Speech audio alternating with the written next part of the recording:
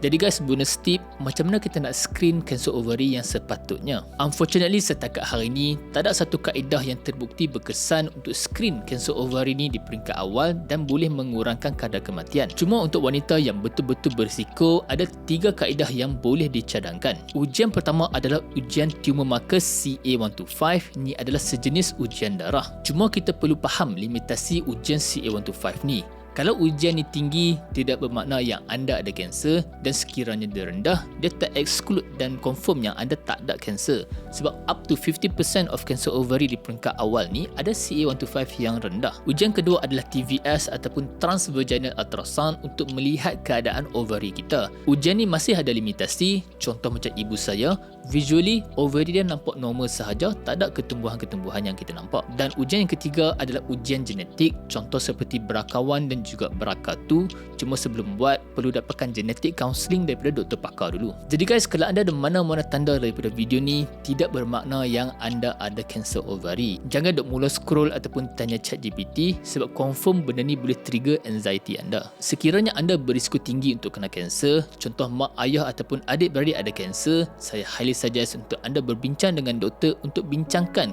kaedah yang paling sesuai untuk detect kanser yang anda nak detect. Sebab untuk setiap kanser, kaedah screening juga sangatlah berbeza. Saya tak dapat ubah apa yang dah jadi kepada arwah ibu saya, tetapi melalui video ni, kalau ia boleh membantu para wanita untuk screen dan detect kanser lebih awal, saya rasa inilah cara terbaik untuk mengingati dan menghargai arwah ibu saya. Dan kalau anda rasa video ini bermanfaat, mari kita sama-sama sedekahkan Al-Fatihah kepada arwah ibu saya, Sufina Sani Eng binti Abdullah, dan kepada semua ahli keluarga yang telah meninggalkan kita. Al-Fatihah.